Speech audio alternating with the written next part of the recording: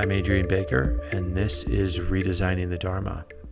Today, I'm excited to be speaking with Psilocybin because she has an interesting story starting out his journey practicing in the Theravada tradition under Sayadaw U Pandita in Burma, and then finding himself gravitating towards psychedelics because there was certain things about his Dharma journey, as we get into, that weren't addressed in terms of trauma and things like that she found immense help with from psychedelics. So we get into that conversation, but it was great talking to Chi precisely because I think he's someone who has a very strong background and a real passion for the interest that I share at this intersection of Dharma and psychedelics. So Chi is a facilitator, a connector, and a mentor for journeyers at every stage of the psilocybin initiation, from curious seekers to experienced guides and growers. He supports journeyers to manage expectations, let go of rigid ideas, and approach psychedelic experiences with a long-term perspective. Having learned from many challenging plant medicine journeys, he helps others avoid common pitfalls. And the more that he works with and learns from the mushrooms, the more he feels like their humble student. That gives him important lessons to share with others. Chi is also a co-founder of MushroomTao.com, TripSitters.org, and psychcr.org.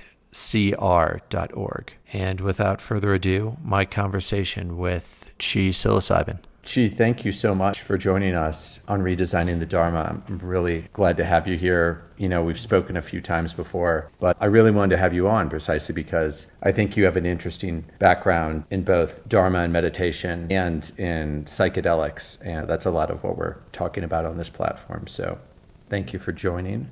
Beautiful. Happy to be here and chatting with the friend, for sure. So I will have read your bio in the intro, but if you just want to start by briefly stating a little bit about what you do to give some context for the audience. Well, now mostly I'm supporting psychedelic practitioners and clients, journeyers, the whole range from people seeking out their first experience or who have had a few experiences, microdoses, bigger doses, want to continue, to people guiding others, supporting others, building organizations, growers, building nonprofits. Whoever wants to talk to me in the psychedelic space, usually I'm open to having a conversation and just listening and encouraging them to keep going. Great. And you're based where? I'm in Costa Rica. Been here since March of 2020, so coming on 4 years. Great. We'll circle back to some of the questions all of that raises, but would love to start off by talking about how you got into either psychedelics or Dharma and meditation, and which of those came first. I'm curious to hear.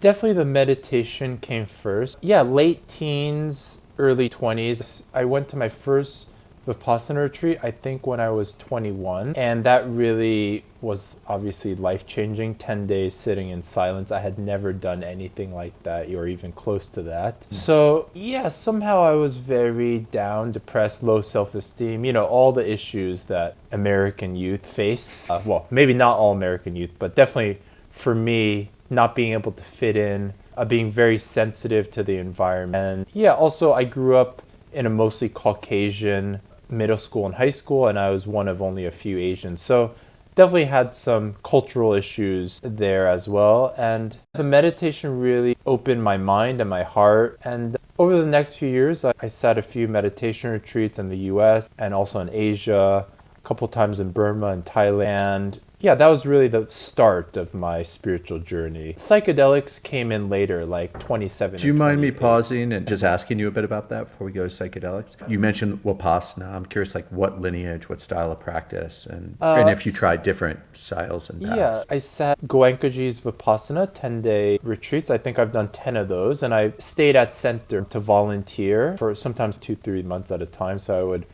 sit and then serve 1 or 2 retreats and then sit again. So that was really beautiful opportunity as a young person to just be in a supported space, great teachers, smiling people, being able to see the transformations in people before and after their Vipassana journeys. Being sort of ambitious and impatient, I said, I need to do longer than 10 days. And so I was searching.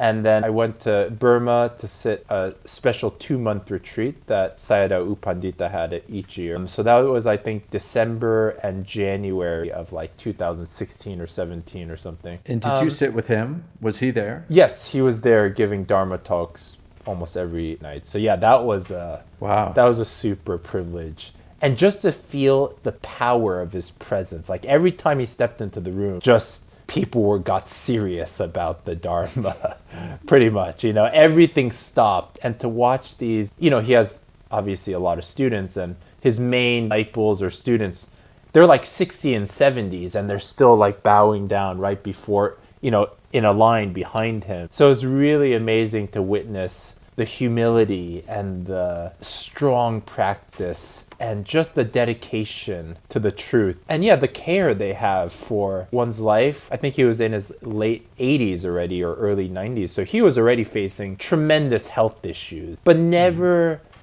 people like that, they never have people try to worry about them, right? They just keep everything, all their suffering under wraps, and they just present themselves for other people. So yeah, it's really beautiful. And then I went back another 3 months there a couple of years later. I spent, I think, 3 months in the Barre, Massachusetts Insight Meditation Center. I think I did 2 months at the Forest Refuge at a silent retreat, and then they were doing their special 90-day retreat or something. So the latter third of that, I think I said I needed more stimulation or something like that. So I sat in the retreat center, which is right down the road. Right before that, I did a couple months at Gaia House in the UK, which was really great. I think, was it 2 or 3 months? I forget. Anyway, it's amazing how I start to forget things, like how much time I spent, When I was really in it, it was like precise how many days I spent. But now it's sort of like, it's like a dream in the past almost. It's interesting, for the audience who didn't catch us talking before we started recording, you were modestly saying, oh, I didn't practice too much. I mean, adding up all that retreat, it sounds like a lot of retreat. Like, sounds like you spent almost a year on silent retreat or something more like than that. A year. Yeah. Wow. Yeah. That's a lot of practice. But the karma is deep. I try to bow down to my teachers each morning, first thing. But other than that, I'm not disciplined or anything. I just do my best to show up, listen. I'm like a person in the world. No, I can resonate with that. I'm sure a lot of people in the audience can as well. I mean, there are times in life where perhaps you have the opportunity to practice and the motivation as well. And for people who are, some people say, really listen to that while you have the motivation. And I found that's very true because I had that very intensely for a period of time as well. And I don't feel that call so much now. So if there are people listening, I would say, if you feel that call, do it. What I'm curious about, because I think so many people do that, and perhaps like you now, maybe even sitting as much. I don't know, daily sitting, if it's not as much part of your practice. How did that intense period or practice for a period of time shape you now, even if you still don't go on retreat or you still don't sit as much?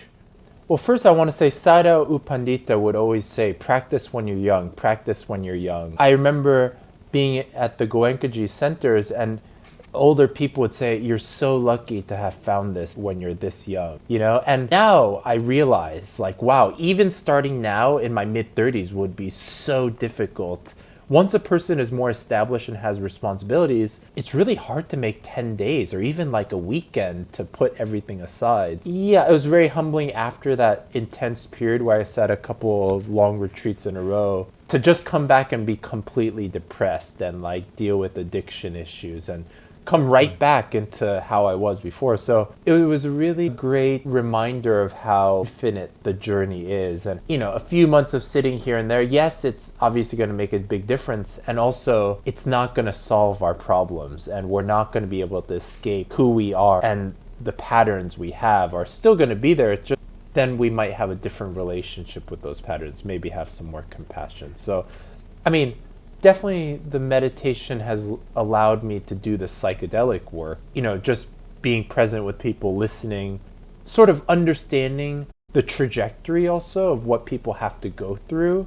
I don't give this false sense that, overnight you'll be fixed or something. I realize that it's really a long-term path and that the mushrooms are just going to show people, but then they still have to implement more holistic ways of, you can't just be taking mushrooms every day and just be in the psychedelic realm if you have to function in the world. So you have to have some kind of daily practice routines to be a part of society, sort of. Well, that goes back, I find, to the comment about practice and retreat, because also, if you want to be in the world, you can't be sitting in silent retreat all the time. It's kind of one or the other. I started in Theravada as well, and I had to shift to a different view of awakening, a different way of relating to practice that felt more compatible with daily life, or else there's this subtle kind of sense that, there's practice here on retreat and then there's daily life, and It can kind of set up that dichotomy.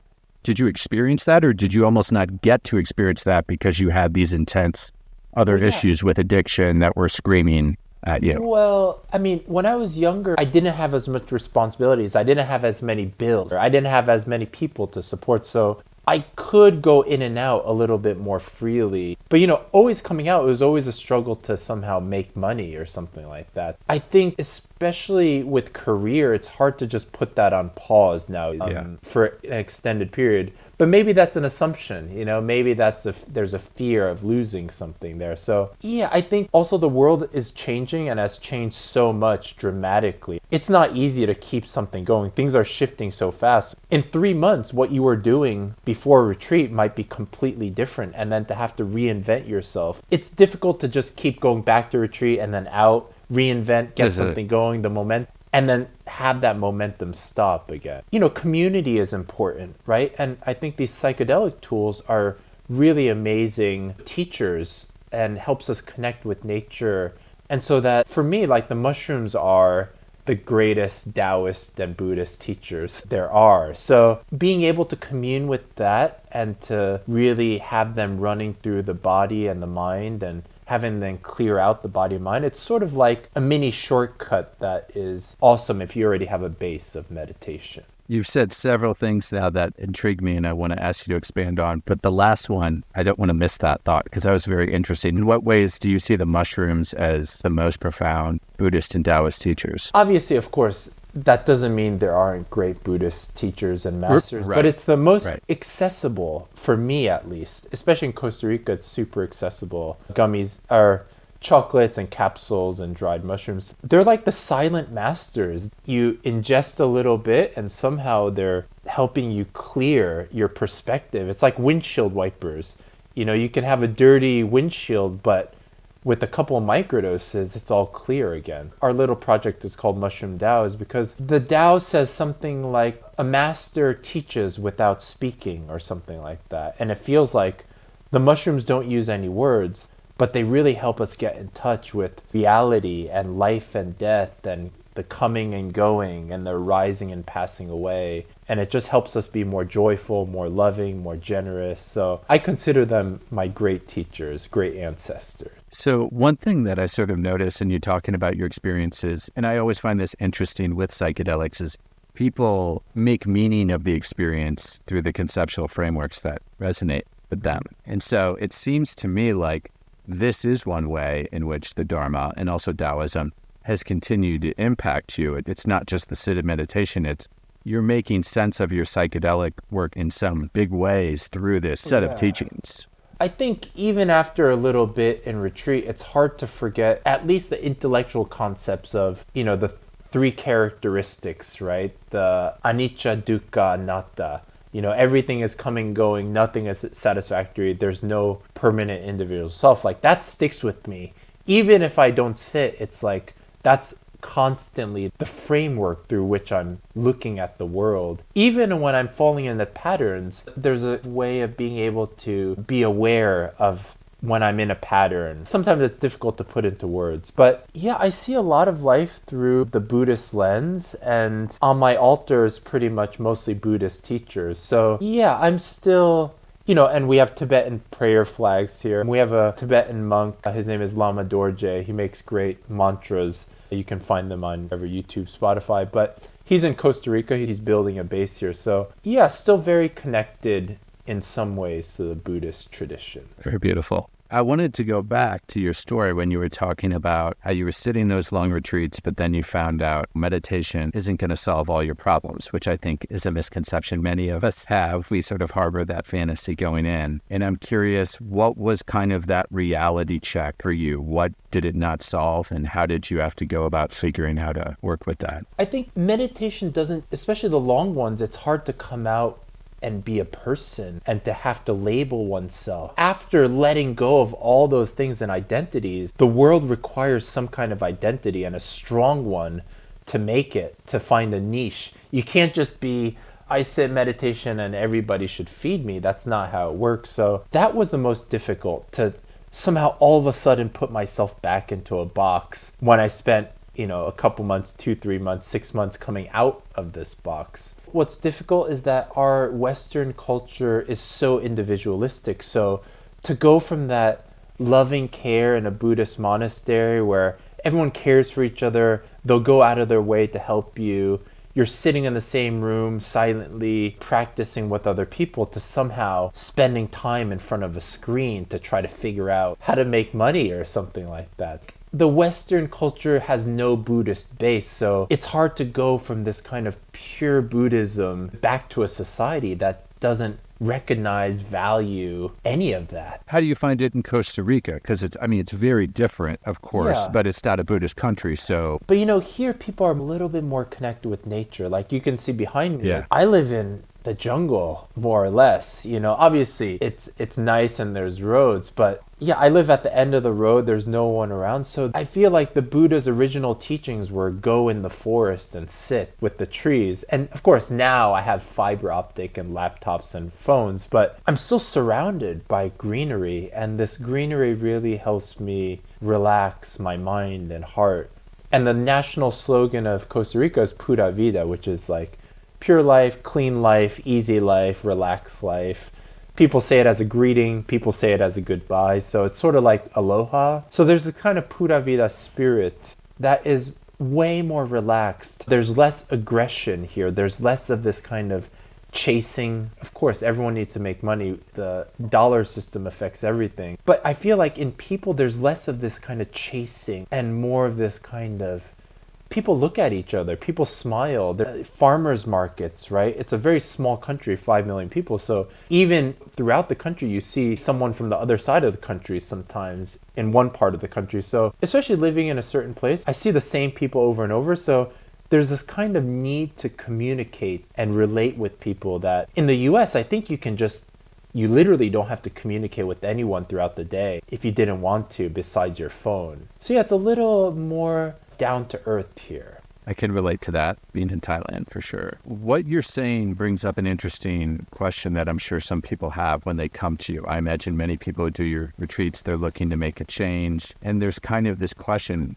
I imagine a lot of people have where it's, how big of a change do they have to make in their fill in the blank, their physical environment, their relationships, their job, etc., in order to change the behaviors and the mindsets they want to change? Because obviously not everyone is going to choose to leave the U.S. to their home country. They're not going to choose to go to a smaller town. And yet it can be helpful, at least for a period of time, to step out of that. I'm curious in your experience how you coach people to work with that balance individually. Well, first, it's really starting low, going slow, right? Starting with some microdosing so you see how the mind is shifting and become aware of what's not working in one's life or what's not resonating anymore. So I feel like naturally taking mushrooms, taking other psychedelics will shift people's minds. Sooner or later, if they continue on the path, like the environment has to shift to sort of catch up with how the mind is, or the mind will just be unable to bear a certain environment or situation or relationship anymore because it's so different than the mind that got them in this environment, situation, or relationships. I really encourage people to start at home where they are. And also, if you're in an unhappy relationship, you don't like your job, it's difficult to somehow take mushrooms and be happy right away. You might need to see how these conditions are making you very unhappy. So sometimes there needs to be some tough decisions made, and it really comes down to values, right? What do we value the most? Is it the security of the job? Is it being in a relationship even if it's unfulfilling? Or is there some desire to drop those things? I usually don't tell people what to do ever. It's helping them be aware. And also for me, I have faith in the mushrooms to teach lessons. So I really just leave it up to people and the mushrooms, and whatever the decisions they come up with, I do my best to support and encourage that. So in talking about your own experience, which you started to touch on earlier, kind of the limitations that you sort of hit with meditation and how you got into psychedelics. I know in your bio you mentioned struggles with addiction and depression. I'm curious if you can perhaps use your own story to just share in what ways did psychedelics bring something to your healing process that meditation couldn't?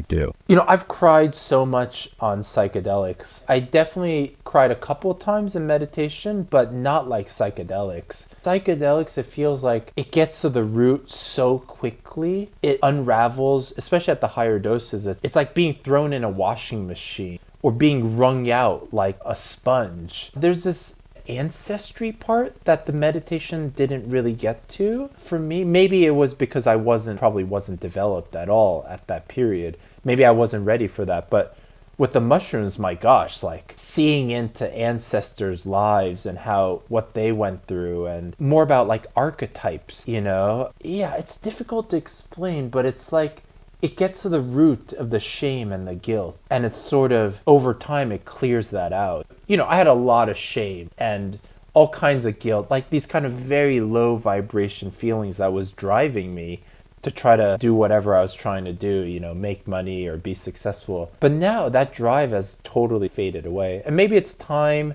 maybe it's environment. Obviously, the meditation really helped. But there's something about the mushrooms that it like exhausts all that drive over time. And I couldn't be happier. It's so interesting because I think of many Americans when they would hear that, especially the kind of demographic or peer group I grew up in, my friends, they would think exhausting my drive, that would sound like a nightmare. They don't want that to happen, and you hear people saying this, I don't want to meditate, I'll lose my edge. But I know you don't mean it in that sense. Can you talk about sort of what you mean by losing your drive? Drive, I mean this kind of ambition, like trying to fill the emptiness, this drive to create something bigger or more successful. But once that drive is gone, we can act from more love instead of this kind of personal will, and we can be way more generous. We can come from a place of contentment and fulfillment and openness instead of this more like blinder type feel that we're conditioned with in the US, especially if we're intelligent or gifted somehow. The choices we're given are so limited as gifted children in the US, especially if you're going to like Ivy Leagues. It's like the Ivy Leagues are just little pawns for the tech companies and finance companies and venture capital funds, private equity, to come in and like take their pick of the smartest people to just put them as cogs in the machine. That's where it comes down to values, right? What do people value? For me, I value this sense of freedom and openness instead of being involved in more and more things or something like that, which I used to be driven by. But now I value my free time and I value the open space that my life feels like sometimes. Of course, the karma doesn't just disappear. I still try to get busy sometimes to try to make me feel like I have a purpose or that I'm an important person or something. There are periods where I'm like, I'm really happy that I can just do what I want without having all these appointments or something like that. I can relate to that. As an expat, I think I remarked recently, even with being outside the US for like 13 years, there are times where I just catch myself. It takes a long time for that kind of Protestant work ethic, productivity, busyness, the sense that you have to fill your time for the sake of it to unwind. And I think something that you said really got to the heart of my previous question, which it's not even so much about output or creativity. It has a lot to do with your intention. Like I have a friend who's, I guess some people would call him a workaholic. He's very successful commercially and in other sense, but I know for him, it's not about the money. It really is just what he loves to do. It's not because he thinks he's going to gain more status from it or the money's going to make him happier. He actually loves the process. And so I think it comes back to that Buddhist idea of right intention. If we're doing it to fill ourselves up for these extrinsic reasons, then that's the real problem, as opposed to it coming from a place of, I love doing this work or whatever. Right. Does that feel like what you meant? Exactly. Yeah, if a person is really aligned and they feel like they're helping people, definitely that's what drives people sometimes, is the helping people, right? Of course, there's subtle layers. There's so many very subtle desires why we do certain things. Also, the creative drive. For me, I've lost some of that creative drive as well, because I've created some things in the world. And then I see like the energy it takes to maintain these things. So now I'm a lot more careful. I question and I hesitate before creating something, because it's easy to just do something that comes to your mind right away. But actually, can you manage all of these? Or is it just ideas that get started, something gets created, but then there's no like follow through, right? I have ideas all the time. I have ideas I've been mulling on for like a year, 2 years, but I go, do I really want to do that? I can foresee what it's going to take to maintain that. And especially in the mushroom space, everything grows so quickly and so exponentially. So I really stop myself before doing something sometimes. I don't know if it's good or bad, but that's just my personal. No, I resonate. The way you talk about it, it really reminds me of the Buddhist value of renunciation. And it's sort of like in reinterpreting what renunciation means for those of us who don't choose to be monks, that the Dharma has meaning. And it's very hard to understand, I think, for many modern people, that the idea that giving something up, you actually gain more, but we don't realize how much energy when we put into something, it then has karmic consequences. It then requires all this effort to maintain our wealth, our possession, our status, relationships, whatever. And not that that's bad, but I think that's part of meditation. We begin to just see more clearly and start to be more discerning about when that's actually making us happier or not. Yeah. There's a great book, A Guide to the Bodhisattva's Way of Life, and it talks about wealth and fame in there. And it says, anybody who stops you from being famous is like your best friend, you know? So, and in my mushroom journeys, that's come up several times. I mean, many, many times, is being well known is not always positive. Although in our culture, that's what's sold, is the fame is the number one thing to go to. And people drive themselves to be famous. But actually, you know, I used to have some of that drive. And now, even doing podcasts, you know, I went through a period of doing a lot of podcasts, but now it's like, this is the second one in a couple of weeks. But before that, I was saying no to every invitation because I'm like, no, I don't want my face out there, actually.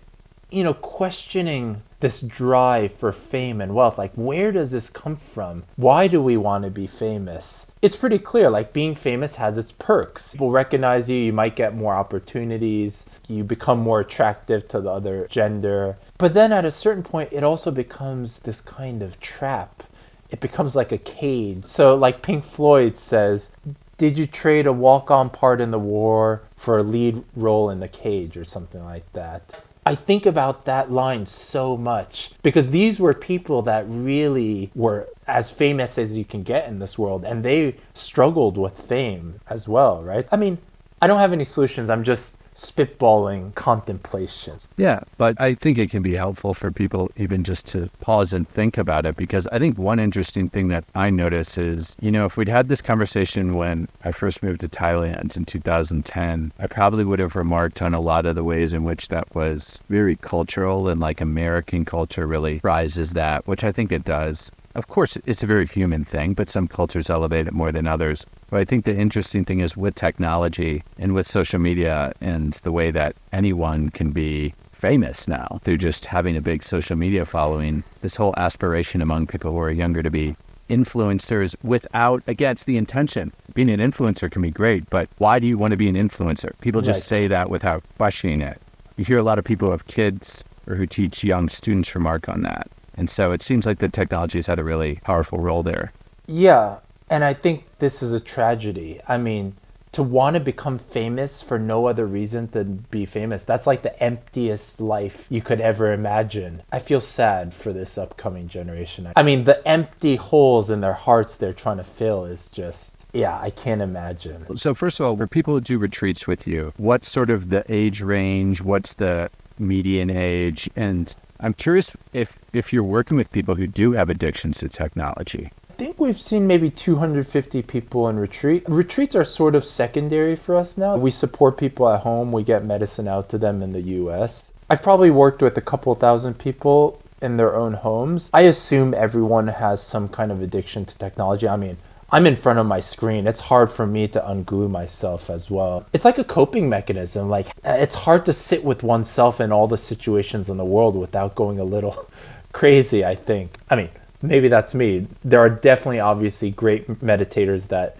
don't need any kind of that kind of stimulation. You know, I see it every day in myself and other people. I assume people have some coping mechanisms that might look like addiction. So in the 2,000 people, I've probably seen almost every kind of addiction there can be. Probably not like fentanyl, but I've definitely seen people addicted to opiates like over and over. Probably 1 or 2 methamphetamine people. People also have seen OCD. People get addicted to the thoughts, thinking and this rigid thought pattern. Obviously, I don't know too much about OCD, but every time I see someone with OCD, I really feel for them because, man, that's a difficult one to get through. There's issues with food. Alcohol is all over the place. I mean, a lot of people struggle with alcohol. I mean, people are on antidepressants, benzos. This culture, our culture is made to get people addicted. That's how the economic machine functions, is addicted people. So yeah, sometimes I feel like I'm trying to pull people out of the machine a little bit. Are so many of these people who come on retreat, do a lot of them end up leaving the machine, so to speak, in terms of their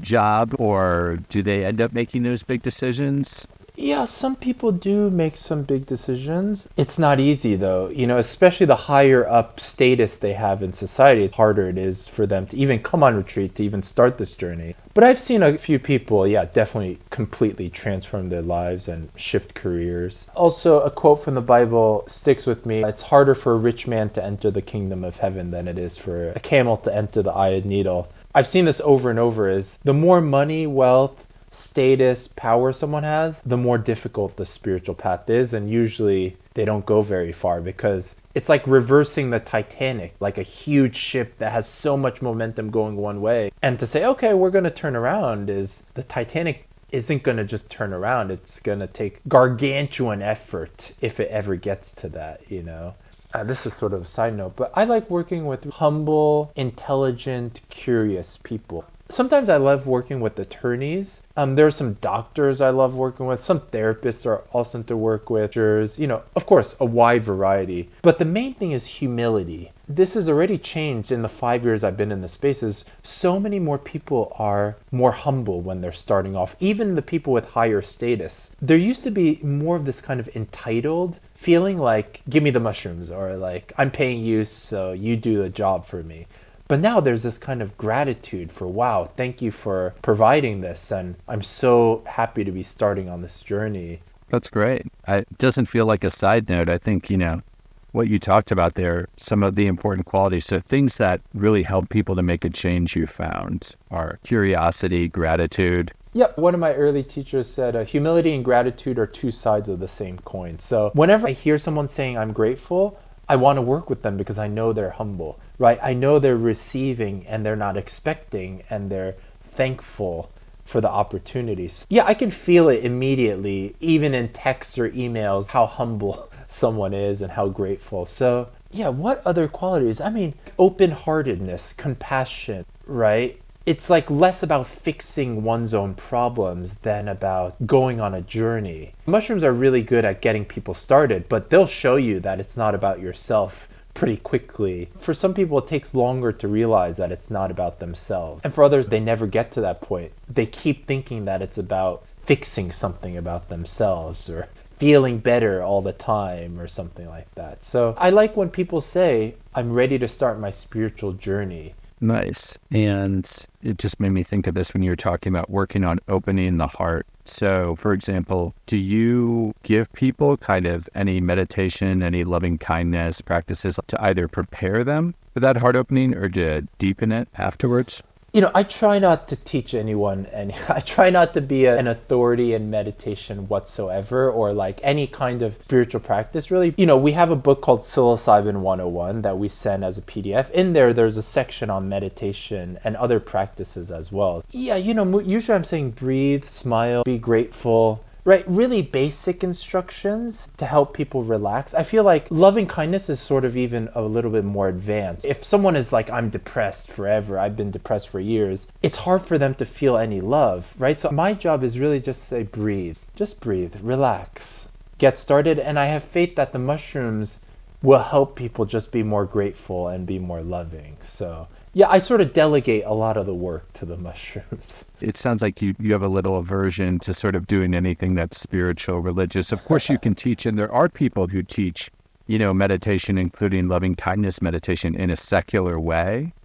But I'm curious, what do you think's underneath that aversion for you, including even to a secular approach to meditation, or even referring to people who teach it in a secular way? That's a great question, something I grapple with all the time. In my practice, I don't want to be seen as like a guru or like a teacher. I want people to be independent and self-sufficient. I want them to commune with the mushrooms and obviously find other spiritual teachers. I get very uncomfortable when someone say, "Oh, you're a great teacher," or, yeah, it's a very good question. I mean, to be honest, I don't know, but there's also this kind of feeling of I don't want people looking up to me, but I don't exactly know where that comes from. And also I think it's because I know how undeveloped I am. So I don't want anyone to have any kind of false illusions that I'm somehow more than what I am. I think that's sort of what it comes down to. No, I appreciate you sharing it, and perhaps we can inquire into it together, because I feel that very much as well. I'm very,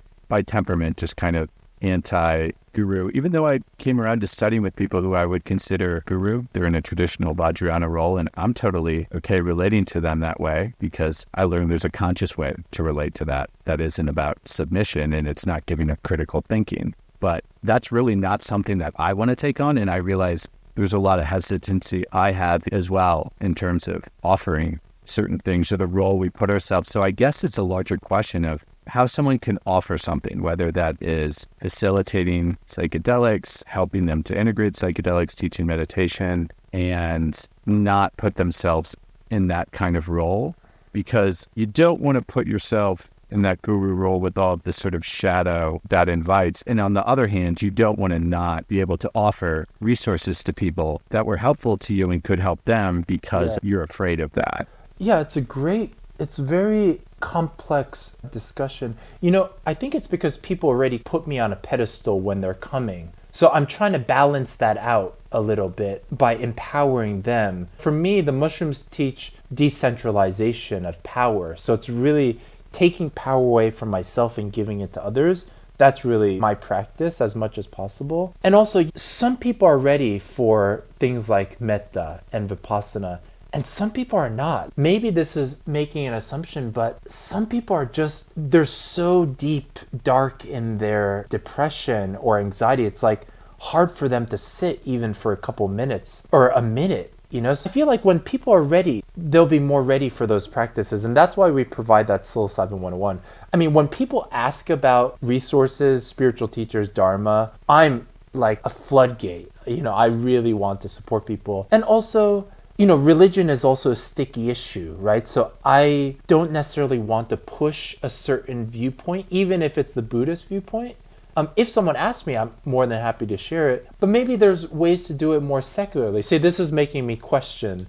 Yeah, and I can definitely relate to it. I mean, I asked you that question wanting to come up with some answers for myself as well. I think one thing that I notice around people, and part of what you said is the answer, it's really actively popping projections and doing that from the get-go in terms of how we present ourselves. Because one thing I do notice around people is so many people, when they hear someone's a yoga teacher or a meditation teacher, and they think, "Oh, you got mad, but I thought you taught yoga," or "You got annoyed, I thought you taught meditation." And so there's this fantasy that, if I taught meditation, then I would never get annoyed. Or if I practice enough meditation, we never get annoyed. And I think what you start to see a lot when you practice is the ways in which you're judging people are a projection of your own judgments. You're judging yourself for that. You're too hard on yourself that way. I just think maybe that's something that's part of it. We have to actively talk about that, because people have some fantasies, I think, out there about what that entails. And they're also constantly comparing things. So for example, I have friends who've never meditated, who absolutely get less annoyed than I do. They're more patient, they're more calm, all that. But people have this habit of comparing themselves to others instead of comparing themselves to who they were yesterday or a few years ago or whatever it is. So I think there's got to be some kind of work with that, which is actively popping projection. I had another thought. I think I work with a lot of people who have been completely disempowered, and I want people to look to themselves to help feel more confident. I guess there's different ways in which to help people feel confident, But usually my approach is like, you're doing great. You know, it's like giving people this kind of power. Like, oh, I am doing great? Or some people are always seeking outside for the answers. So I say, no, you got it. It's all within you, or something like that, right? I feel like the psychedelic work really teaches people to point to another person's inner healing intelligence, right? Like, I'm trying not to get people to look at me.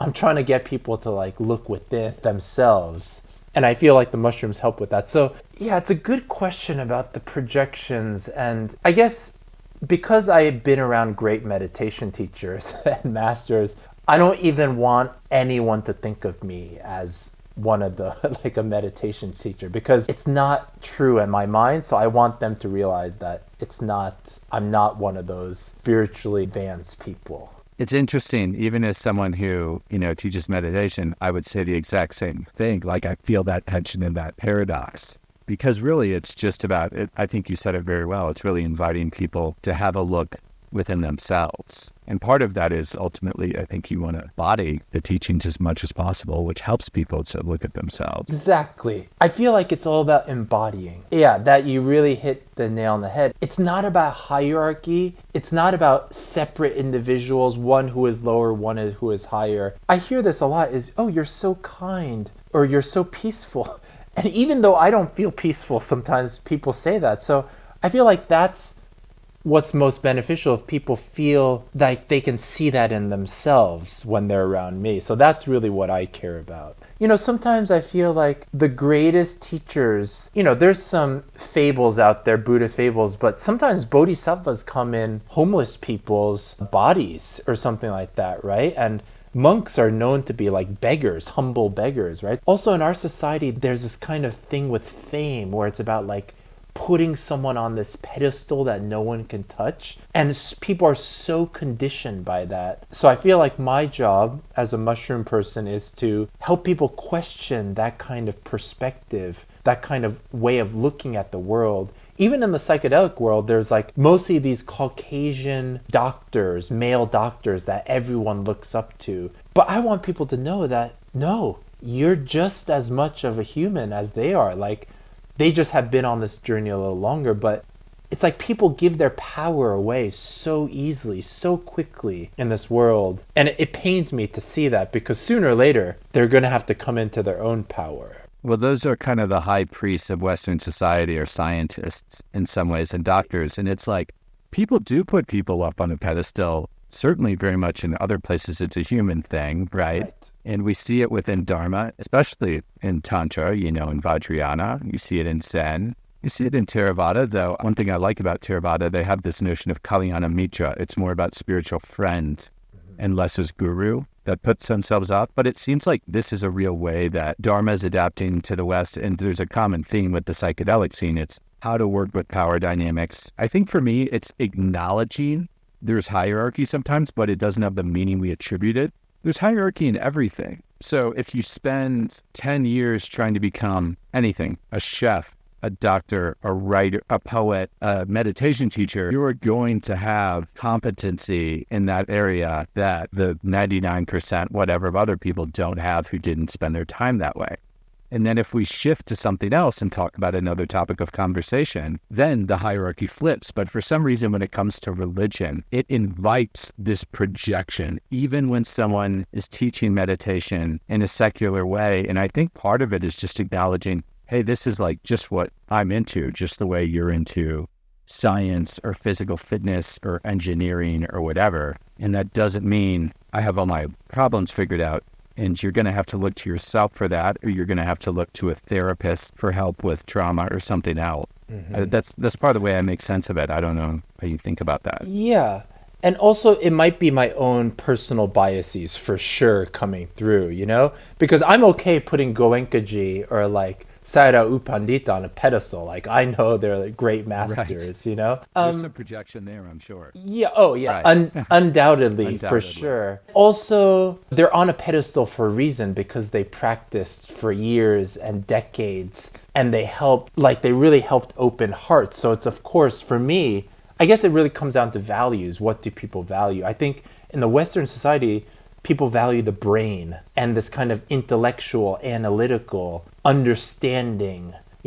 I know this, I know that, right? I heard someone say this. For me, because I resist that kind of intelligence, because I've had that kind of intelligence, I go, no, that's not at all the most important one at all in this life. So when I see people overvaluing the intellect and the brain, even when people say, what's the effect of mushrooms on the brain? I go, I don't know, but it definitely opens your heart and the gut. It's about the body. Right? So yeah, I think there's so many complex, like intergenerational stuff, but our Western society is so head focused. Our whole existence is our head and how we look like up here and what we're thinking. But I've been around in other environments where no one's talking about the head at all. It's about holistic body, sitting, presence. When I was volunteering at the Goenkaji centers, one of his talks for servers is you have to cut off your head, which means you sort of have to become sort of like the body of Christ, which is, it's not about you as an individual. It's about just being the hands and feet, the Dharma. I mean, multiple issues here, just some contemplations, I guess. I like that. And we're coming up on an hour, so we're wrapping up, but that seems like a great place to end. It sort of seems like so much of the value that you've learned, and also I feel I've learned from Dharma, meditation, and psychedelics, the common point, it's coming more embodied and it's connecting more to the heart, which I always love about Asian languages is the word for most Asian languages that I know of. Heart and mind have the same meaning, and they don't think the mind's up here. They actually think it's down here in the heart. So I think that's a great place to leave it. And is there anything else you just want to add on that note? Yeah, I guess a funny anecdote is a Western scientist came to like a group of Tibetan monks and he wanted to study the mind. And so he put all these wires on the head of a monk or something. And the monks all laughed because they know that that's not what the mind is. So yeah, I think that's a great anecdote to end on. Yeah, I think actually it might have been Richie Davidson, and I think he asked why they were laughing. They said, why? And they laughed. He said, your mind's not up here. When he asked them the point, they pointed to their heart. Right. And they said, the mind's here. Exactly. Well, Chi, thank you so much for your time. I really appreciate it. And if people want to find you, where can they find you and follow up with any resources you share? Yeah, MushroomTao.com, so MushroomTao.com, or tripsitters.org, TRIPSITTERS.org. And feel free to reach out anytime. I'm happy to support. Great. Thanks so much for your time, Cool. Chi. Thanks.